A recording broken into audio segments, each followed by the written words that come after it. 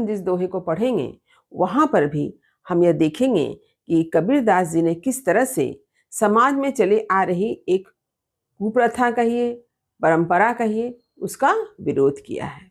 तो सबसे पहले मैं दोहा पढ़ूंगी, फिर उसमें आए हुए कठिन शब्दों के अर्थ को बताने के बाद प्रसंग, पंक्ति का अर्थ और अंत में इसका विशेष भी बताऊंगी। तो चलिए आरंभ करती हूँ। देखिए, माटी का एक नाग बना के पूजे लोग लुगाया, जिंदा नाग जब घर में निकले ले लाठी धमकाया। तो अब चलिए कठिन शब्द के अर्थ को देख लेते हैं। देखिए शब्दार्थ, माटी, माटी यानी मिट्टी, नाग, नाग का अर्थ है सांप, पूजे यानी पूजा करना, बना के यानी बनाकर, लुगाया यानी औरतें, जैसे कहते हैं ना लुगाया, लुगाई, जिंदा का अर्थ है जीवित, लाठी यानी डंडा, धमकाया यानी मार भगाना। तो ये है कठिन शब्दों के अर्थ। अब चलिए इसके प्रसंग की बारी है। तो इस दोहे का प्रसंग यह है कि कबीरदास जी ने परंपरा से चली आ रही हुई एक प्रथा कहिए या पूजा कहिए, उसका विरोध किया है कि हम जिसका अस्तित्व है, जिसमें प्राण है, उसको महत्व नहीं देते हैं, परंतु उसकी मूर्ति बनाकर पूजा करते हैं। तो चलिए पंक्ति का अर्थ देख लें। देखिए, माटी का एक नाग बना के, माटी यानी मिट्टी, यानी मिट्टी का एक नाग, नाग मतलब सांप, सांप को ही नाग कहा गया है। तो मिट्टी का एक नाग बनाकर पूजे लोग लुगाया, लोग यानी पुरुष, लुगाया यानी स्त्री, यानी स्त्री पुरुष सभी क्या करते हैं, पूजा करते हैं। ये हमारे समाज की एक परंपरा है या प्रथा है। तो हमारे समाज में ही पूजा करने की एक प्रथा है कि हम क्या करते हैं, मिट्टी का एक नाग बनाते हैं, यानी मिट्टी से एक नाग की मूर्ति बनाते हैं और मूर्ति बना करके हम सभी उसकी पूजा करते हैं। तो कबीरदास जी ने व्यंग्य क्या किया है, देखिए, जिंदा नाग जब घर में निकले, परंतु विडंबना देखिए कि वही नाग, वही सांप जब घर में निकल पड़ता है, यानी घर में दिखाई देता है, ले लाठी धमकाया। ऐसे स्थिति में लोग क्या करते हैं, उसकी पूजा नहीं करते हैं, उसे लाठी से मार भगाते हैं। तो ये हमारे समाज की एक विडंबना है कि हम सांप की मूर्ति बनाकर पूजा करते हैं, परंतु वही सांप जब जीवित रूप में हमारे समक्ष उपस्थित होता है, घर में निकल पड़ता है, तो हम सभी क्या करते हैं, उसे मार भगाते हैं। तो इस तरह से कबीरदास जी के बहुत से दोहे आपको मिल जाएंगे, जैसे पाहन पूजे हरि मिले तो मैं पूजू पहाड़, ताते या चक्की भली पीस खाए संसार। तो इस दोहे में भी कबीरदास जी ने मूर्ति पूजा का विरोध किया है कि हमारे समाज में क्या प्रचलित है, मूर्ति पूजा, पत्थर से बनी हुई मूर्ति की हम पूजा करते हैं। तो कबीरदास जी ने क्या व्यंग्य किया है कि मनुष्य पत्थर की पूजा करते हैं, तो क्यों नहीं उसे पहाड़ की पूजा करनी चाहिए, पहाड़ तो उससे भी बड़ा एक पत्थर का स्वरूप है। ताते या चक्की भली, तो उससे तो यह चक्की भली है जो कि पत्थर की बनी होती है और जिसका पीसा हुआ अनाज हम सबका पेट भरता है, पीस खाए संसार। इसी तरह से उनका एक और दोहा है, मूड़ मुड़ाए हरि मिले सब कोई ले मुड़ाए, बार बार के मूड़ते भेड़ न बैकुंठ जाए। तो यहाँ पर भी कबीरदास जी ने धर्म के नाम पर होने वाले पाखंड की चर्चा की है कि हमारे समाज में यह मान्यता है कि अगर हम सिर को मुड़ाते हैं तो हमें ईश्वर की प्राप्ति होती है, अतः सभी को केस मुड़ा लेना चाहिए, परंतु वह भेड़ जिसका केस बार बार मुड़ा जा रहा है उसे कभी बैकुंठ की प्राप्ति होती ही नहीं है। तो भेड़ को तो सबसे पहले बैकुंठ जाना चाहिए, लेकिन ऐसा नहीं होता है। तो इस तरह से जो हमारे समाज में धर्म के नाम पर जो पाखंड है, रूढ़िवादिता है, इस पर कबीरदास जी ने प्रहार किया है। तो इसका अर्थ मैं पुनः एक बार आप लोगों को समझाती हूँ कि हमारे समाज की एक प्रथा है कि लोग क्या करते हैं, मिट्टी से सांप की मूर्ति बनाते हैं, पुनः सभी लोग मिलकर उसकी पूजा भी करते हैं, परंतु विडंबना क्या है कि वही जिंदा सांप जब घर में निकल पड़ता है तो हम सभी उसे लाठी लेकर मार भगाते हैं। तो ये हमारे समाज की एक विडंबना है, इसी पर कबीरदास जी ने व्यंग्य किया है। इस प्रकार कबीरदास जी ने समाज में व्याप्त बुराइयों को अपने दोहे के माध्यम से, अपनी वाणी के माध्यम से दूर करने की चेष्टा की है। तो अब चलिए इस दोहे के विशेष की बारी है। इसका विशेष मैंने एक एक करके स्क्रीन पर लिख दिया है, आप इसे एक एक करके देखें और इसे अच्छी तरह से समझ कर याद कर लें। यहाँ एक विशेष बात आप लोगों को बताना चाहूंगी कि कबीरदास जी की जो भाषा है वह है सधुकड़ी। इसे आप हमेशा याद रखें क्योंकि भाषा से संबंधित प्रश्न परीक्षा में पूछे जाते हैं। तो उम्मीद करती हूँ कि इस दोहे का अर्थ आपने अच्छी तरह से समझ लिया होगा। वीडियो को लाइक करें और सभी पढ़ने वाले विद्यार्थियों में शेयर करना ना भूलें। और जो बच्चे मेरे चैनल पर नए हैं वे चैनल को सब्सक्राइब जरूर कर लें। माटी कहे कुमार से, तू क्या रौदे मोहे, एक दिन ऐसा आएगा मैं रो दूंगी तोहे। तो अब चलिए इस दोहे में आए हुए कठिन शब्द के अर्थ को देख लेते हैं। देखिए शब्दार्थ। माटी यानी मिट्टी, कुमार कहा गया कुम्हार को। कुम्हार कौन? जो मिट्टी का बर्तन बनाते हैं उन्हें कहा जाता है कुम्हार। रौंदे यानी कुचलना, दबाना। मैं यहाँ किसके लिए प्रयोग है? मिट्टी के लिए। तो अब चलिए मैं इसका प्रसंग समझाती हूँ। इस दोहा का प्रसंग यह है कि कभी किसी को अहंकार नहीं करना चाहिए, क्योंकि कोई कितना भी बड़ा अहंकारी हो, स्वार्थी हो, धनी हो, एक दिन क्या होता है? उसे मिट्टी में मिल जाना होता है, यानी उसका अंत हो जाता है। इसलिए मनुष्य को हमेशा सादगी के साथ जीवन यापन करना चाहिए। यदि मेरे पास धन आ गया है तो मुझे ऐसा नहीं होना चाहिए कि मैं किसी गरीब को कुचल दूं, गरीब पर अत्याचार करूं। तात्पर्य यह है कि मान लीजिए किसी के पास बहुत अधिक धन है, कोई व्यक्ति बहुत अहंकारी है, तो उसे कदापि यह नहीं करना चाहिए कि वह गरीब, जो छोटे लोग हैं, उन्हें दबा के रखना चाहिए, उन पर अत्याचार करना चाहिए। क्योंकि देखा जाता है कि इस अहंकारी व्यक्ति का भी एक दिन अंत हो जाता है, उसकी भी मृत्यु हो जाती है। अब पंक्ति का अर्थ देखिए। माटी, माटी का अर्थ है मिट्टी। कहे मने कहती है, कुमार से, किससे? कुम्हार से। यानी मिट्टी कुम्हार से कहती है। क्या कहती है? देखिए, तू क्या रोंदे मोहे। तू मतलब कुम्हार, रौंदे मने दबाना, कुचलना, मोहे मने मुझे। तुम मुझे क्या कुचल रहे हो? आप लोगों ने देखा होगा कि कुम्हार क्या करता है, जब मिट्टी का बर्तन बनाता है तो उसके लिए पहले मिट्टी लाना होता है। वह मिट्टी ला करके क्या करता है? उसे अपने पैरों से कुचलता है, दबाता है। तो इसलिए मिट्टी कह रही है कि तुम मुझे क्या दबा रहे हो, मुझे क्या कुचल रहे हो। एक दिन ऐसा आएगा, मिट्टी कहती है कि एक दिन ऐसा समय आएगा, मैं रौंदूंगी तोहे। मैं यानी मिट्टी, रौंदूंगी मने कुचलूंगी, तोहे मने कुम्हार को, कि एक दिन ऐसा आएगा, उस दिन तुम्हारी मृत्यु हो जाएगी, तुम्हारा यह शरीर मिट्टी में मिल जाएगा, उस दिन मैं तुम्हें रौंदूंगी, उस दिन मैं तुम्हें कुचलूंगी, यानी तुम्हारे शरीर का अंत हो जाएगा। तो कबीरदास जी ने इस तरह के बहुत से दोहे लिखे हैं। तो कबीरदास जी के बहुत से दोहे इसी तरह के हैं, जैसे झूठे तन को क्या गर्वावे, मरे तो पल भर रहन न पावे। यानी हमारा यह शरीर क्या है? नश्वर है। हमें अपने शरीर पर, अपने तन पर गर्व नहीं करना चाहिए, हमें अपने पैसे पर अहंकार नहीं करना चाहिए। यहाँ पर यही बात कही गई है कि जब मनुष्य के पास पैसा होता है, जब मनुष्य के पास धन दौलत होता है, तो मनुष्य अहंकारी हो जाता है। वह क्या करता है? अपने से गरीब लोगों पर अत्याचार करता है। लेकिन एक दिन ऐसा समय आता है जिस दिन उसका अहंकार समाप्त हो जाता है, क्योंकि उसका शरीर ही समाप्त हो जाता है।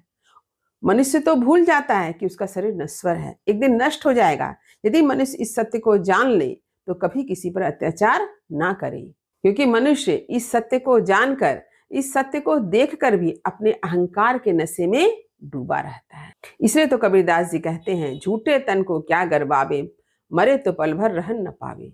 कि इस तन का क्या गर्व करें, जब इसकी मृत्यु हो जाती है, जब इस शरीर की मृत्यु हो जाती है तो लोग इसे घर में थोड़ी देर के लिए भी रखते नहीं है, तुरंत घर से बाहर कर देते हैं। तो हमें घमंड नहीं करना चाहिए, हमें सादगी के साथ जीवन यापन करना चाहिए।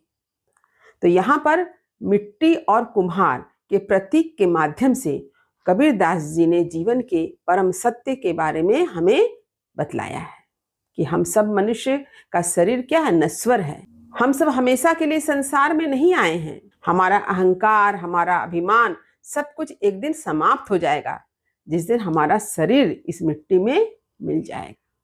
तो हमें सादगी के साथ, सबके साथ विनम्र होकर जीवन यापन करना चाहिए। तो उम्मीद करती हूँ कि इस दोहे का अर्थ आपने अच्छी तरह से समझ लिया होगा। अब इसके विशेष की बारी।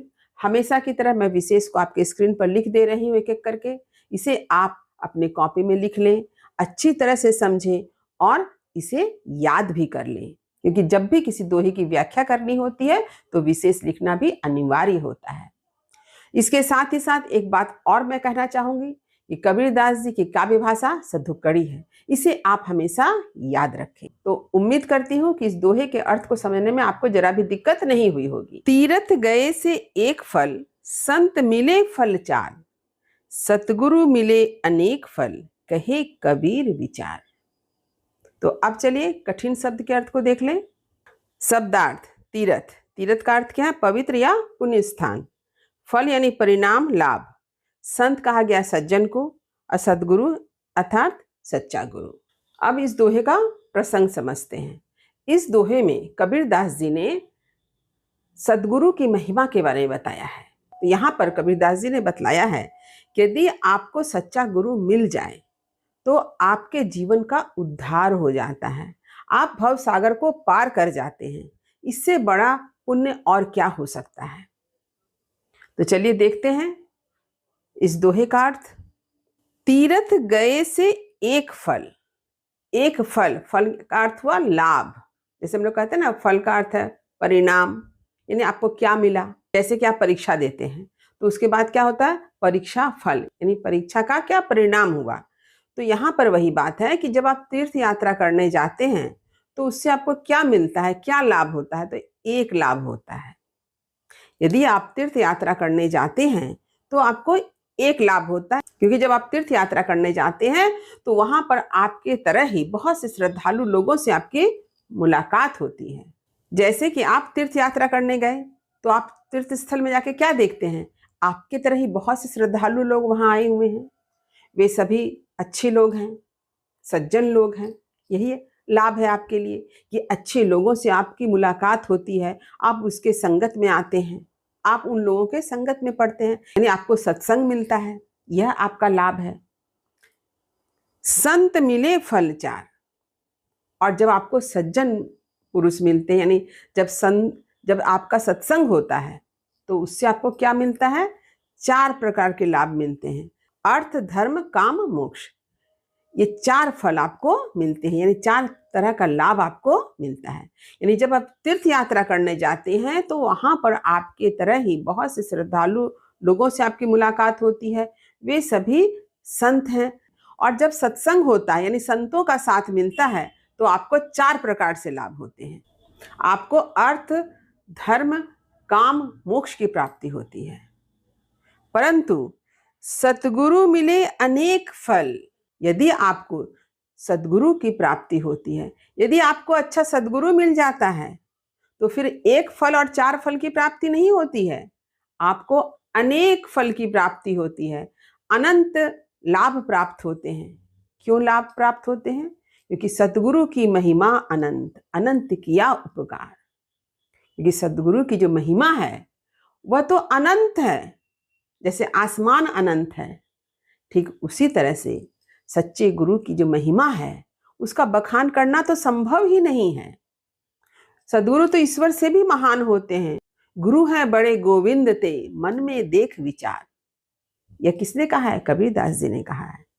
कबीरदास जी ने गुरु को ईश्वर से भी बड़ा माना है। तो यदि आपको सच्चा गुरु मिल जाए तो अब आपको क्या चाहिए?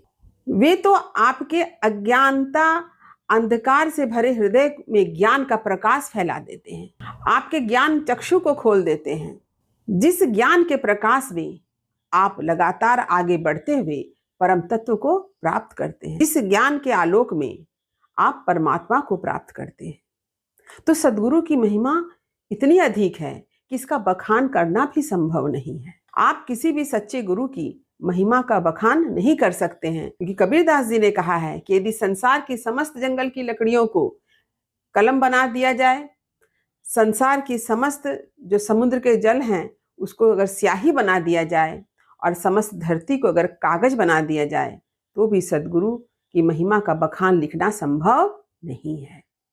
तो सद्गुरु का महत्व इतना ज्यादा है। कहे कबीर विचार, कबीरदास जी यह कहना चाहते हैं कि यदि आप तीर्थ करने जाते हैं, तीर्थ स्थानों में जाते हैं, तो क्या लाभ होता है? वहां पर आपकी मुलाकात श्रद्धालुओं से होती है, आपका सत्संग होता है, और जब आप संत लोगों से मिलते हैं तो आपको 4 प्रकार के फल की प्राप्ति होती है, यानी 4 लाभ प्राप्त होता है, अर्थ, धर्म, काम, मोक्ष। परंतु जब आपको एक सच्चे गुरु की प्राप्ति होती है, तब आप उसके लाभ को तो गिन ही नहीं सकते हैं। वह तो अनंत है, असीमित है, उसका बखान किया ही नहीं जा सकता है, क्योंकि सद्गुरु की महिमा का ही बखान करना संभव नहीं है। तो उनके द्वारा किए गए उपकार का बखान आप कैसे करेंगे? इसी सत्य को कबीरदास जी ने इस दोहे में हम सबके समक्ष प्रस्तुत किया है। तो उम्मीद करती हूँ कि इस दोहे का अर्थ आपने अच्छी तरह से समझ लिया होगा। इस दोहे में सद्गुरु की महिमा का बखान है, सद्गुरु की महिमा के बारे में बतलाया गया है, उनके महत्व को समझाया गया है। अब इसके विशेष की बारी।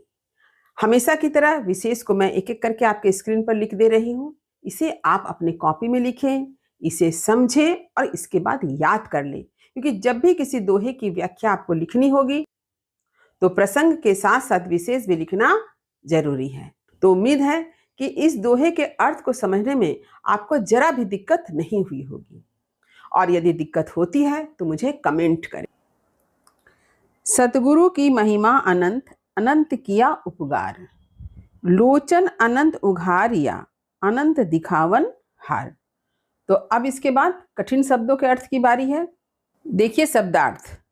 सतगुरु, सतगुरु यानी सच्चा गुरु, महिमा यानी बड़ाई या गौरव कह सकते हैं, अनंत जिसका अंत ना हो, अंतहीन, अनगिनत, यानी अनंत शब्द का अर्थ जो है अनगिनत भी हो सकता है, जिसकी सीमा ना हो, जिसका अंत ना हो, यह भी होगा। उपकार का अर्थ है उपकार, भलाई। लोचन यानी आंख। अब यहाँ अनंत का अर्थ देखिए दिव्य दृष्टि या ज्ञान है, यानी इस दोहा में जो अनंत शब्द आया है इसका अलग अलग अर्थ है। उघाड़िया यानी खोलना। अनंत, अनंत का अर्थ है ईश्वर, विराट, प्रभु सत्ता। दिखावनहार का अर्थ है ईश्वर का दिव्य दर्शन कराने वाले। तो यह है कठिन शब्दों के अर्थ। इसके बाद मैं दोहा का प्रसंग आप लोगों को समझाती हूँ। तो इस दोहा का प्रसंग यह है कि यहाँ पर कबीरदास जी ने सतगुरु की महिमा को बतलाया है कि हमारे जीवन में सतगुरु का क्या महत्व है। यदि हमें सच्चे गुरु प्राप्त होते हैं तो उसका हमें क्या फल मिलता है, उससे हमारा जीवन किस तरह से बदल जाता है। क्योंकि सच्चा गुरु हमें ज्ञान के प्रकाश से भर देता है, हमारे हृदय में व्याप्त अज्ञानता को दूर करके ज्ञान के प्रकाश से आलोकित कर जीवन पथ पर आगे चलने की प्रेरणा देता है। तो सच्चे गुरु का बहुत अधिक महत्व है। इसी बात को कबीरदास जी ने इस दोहा में समझाया है। तो अब चलिए पंक्ति की व्याख्या करती हूँ। देखिए, सतगुरु की महिमा अनंत। सतगुरु, सतगुरु यानी सच्चा गुरु। तो सच्चे गुरु की महिमा यानी महत्व जो है अनंत है, सीमाहीन है, जिसका अंत ही ना हो। यानी सतगुरु की महिमा के बारे में क्या बतलाएं?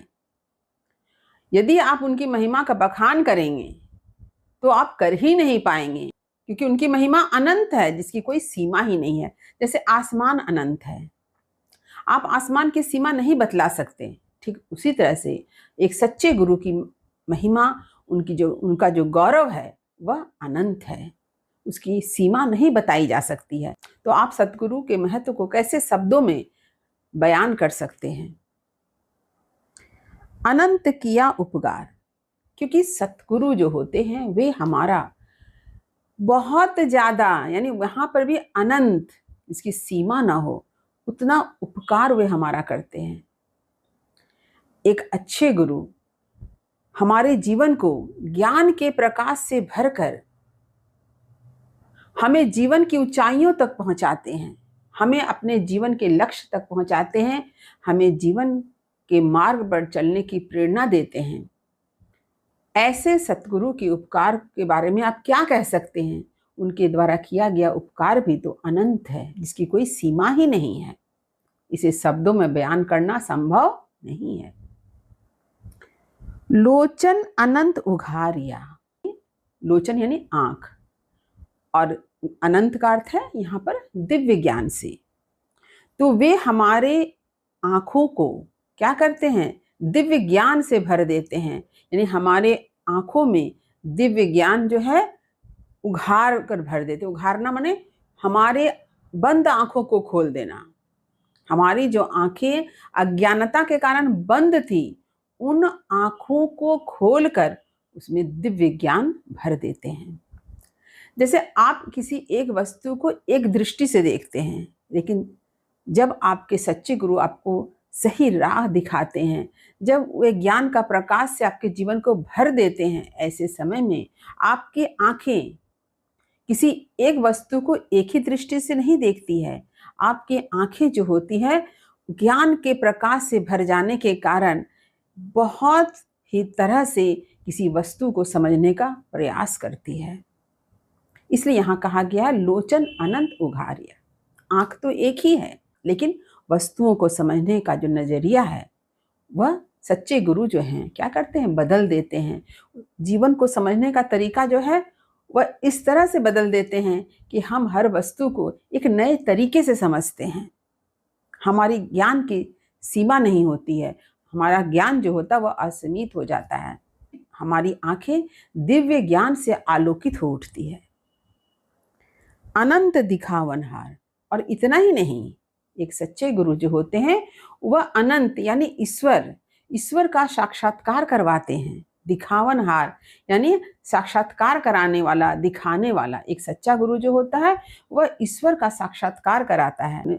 जैसा कि कबीरदास जी ने एक दोहा में कहा है, गुरु गोविंद दो खड़े काके लागू पाए, बलिहारी गुरु आपने गोविंद दियो बताए। तो यहाँ पर देखिए, बलिहारी गुरु आपने, कबीरदास जी अपने गुरु पर क्या है? न्योछावर जाते हैं।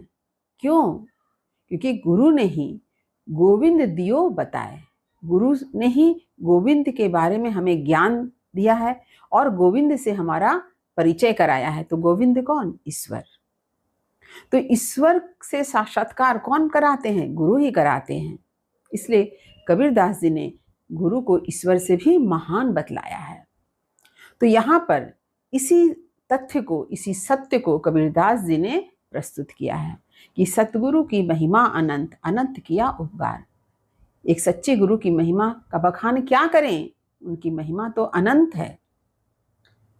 उन्होंने तो हमारे ऊपर अनंत उपकार किए हैं, जिसकी कोई सीमा ही नहीं है। लोचन अनंत उघारिया, और हमारे आंखों को दिव्य ज्ञान से भर दिया।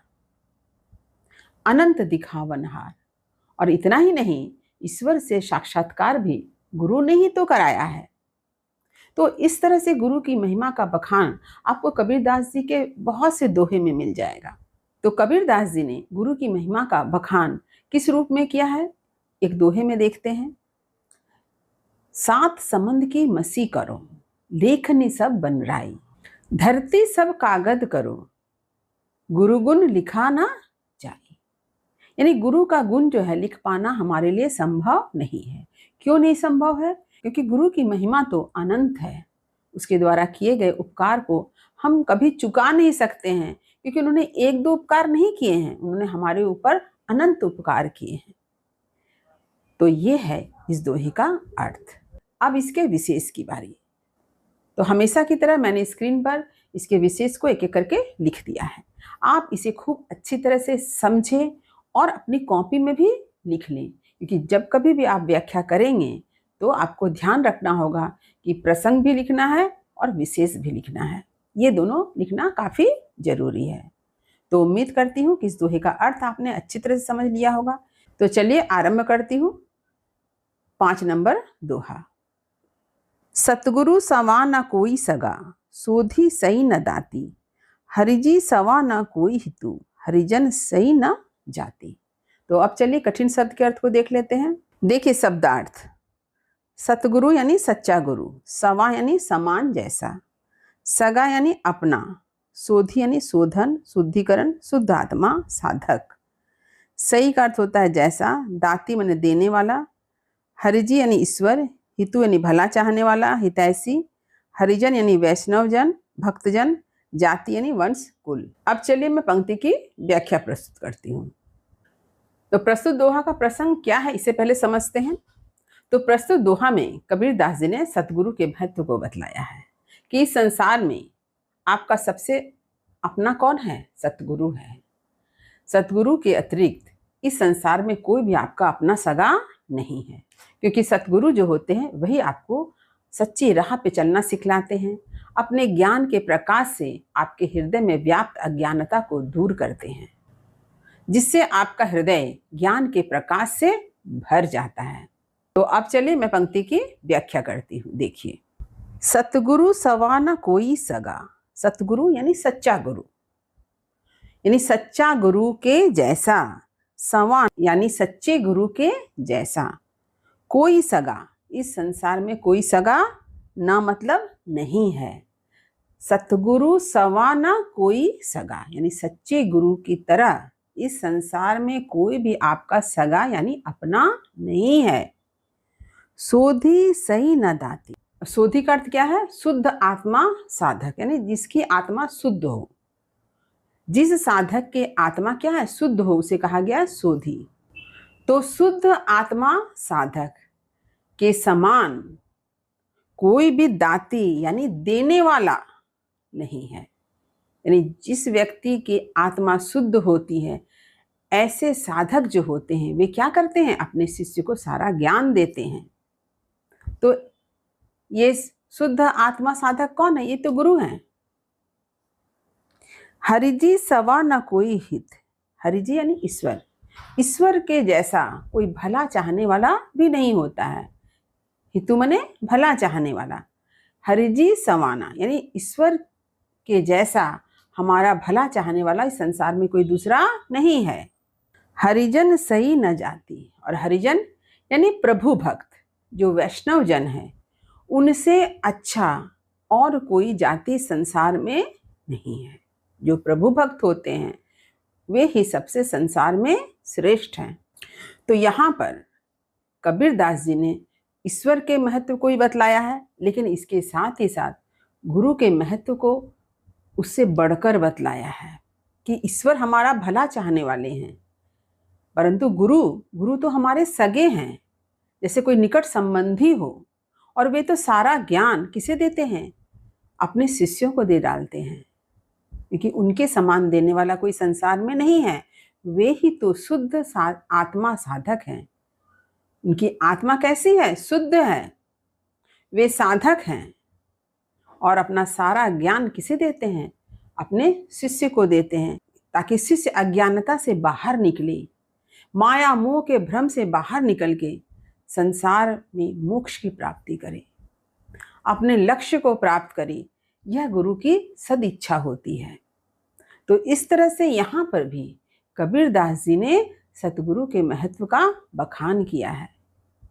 उन्होंने तो स्वयं कहा है, गुरु है बड़े गोविंद ते मन में देख विचार। यानी मन में विचार करके देखो कि गुरु तो ईश्वर से भी बड़े हैं। गोविंद यानी ईश्वर, ईश्वर से भी बड़े गुरु हैं। अपने मन में इस बात का विचार करके देखो। जैसे कि मैं भी यही सोचती हूँ कि जब आप ईश्वर के समक्ष किसी समस्या को लेकर ध्यान मग्न होते हैं और आप उसी समस्या को लेकर आप एक गुरु के पास जाते हैं, तो आपको तुरंत लाभ कहाँ से मिलता है? गुरु से ही मिलता है। गुरु तुरंत उस समस्या का समाधान आपको बतलाते हैं। ईश्वर ने गुरु को ही तो माध्यम बनाया है ताकि वे आपको सच्चे मार्ग पर चला सके। यह संसार ईश्वर द्वारा ही रचित है और ईश्वर ने गुरु की रचना की है, एक माध्यम बनाया है हम सबको ज्ञान के प्रकाश से आलोकित करने का। इसलिए सतगुरु का महत्व विशेष रूप से माना जा सकता है। आप लोगों ने भी देखा होगा कि परीक्षा नजदीक है। अब आपको क्या करना है, पढ़ना है। कुछ समझ में नहीं आ रहा है, कैसे पढ़ें कैसे पढ़ें। आप मंदिर में बैठ गए और ईश्वर से पूछ रहे हैं मन ही मन, हे ईश्वर मुझे रास्ता दिखाइए, मैं कैसे पढ़ूं, मुझे कैसे याद होगा। आपको उत्तर मिले या ना मिले, परंतु आप इसी समस्या को लेकर जब आप एक अच्छे गुरु के पास जाते हैं तो वह गुरु आपको रास्ता दिखाता है कि आप किस तरह से पढ़ाई करेंगे, तो आपको सारी बातें अच्छी तरह से याद हो जाएगी, जिससे आप परीक्षा में अच्छे अंक प्राप्त कर सकेंगे। तो इस तरह से एक सच्चा गुरु आपको सही रास्ते पर चलना सिखलाता है, आपको ज्ञान के प्रकाश से भरता है, ताकि आप अपने हृदय में व्याप्त अज्ञानता को दूर कर सकें और अपने हृदय को ज्ञान के प्रकाश से भर सकें। तो यहाँ पर भी कबीरदास जी ने सतगुरु के महत्व को समझाया है। अब इसके विशेष की बारी, तो हमेशा की तरह आपको स्क्रीन पर एक एक करके पॉइंट बना के मैंने विशेष को लिख दिया है। इसे आप समझते हुए अपनी कॉपी में जरूर लिख लें, क्योंकि यह बहुत ही जरूरी है, बहुत इंपॉर्टेंट है कि जब आप किसी दोहा, किसी भी पंक्ति की व्याख्या करते हैं तो प्रसंग के साथ साथ विशेष भी जरूर लिखें, ताकि आपको अधिक से अधिक अंक प्राप्त हो सके। तो उम्मीद करती हूँ कि इस दोहा का अर्थ आपने अच्छी तरह से समझ लिया होगा। फिर भी यदि कहीं कुछ समझने में दिक्कत हुई हो तो कमेंट अवश्य करें, वीडियो को लाइक करें और सभी पढ़ने वाले विद्यार्थियों में इसे शेयर करना ना भूलें। और जो बच्चे मेरे चैनल पर नए हैं वे चैनल को सब्सक्राइब जरूर कर लें, ताकि हर नई वीडियो का नोटिफिकेशन आपको तुरंत मिल सके। तब तक पढ़ते रहिए, जीवन में आगे बढ़ते रहिए। मेरी शुभकामनाएं आप सभी बच्चों के साथ है। धन्यवाद।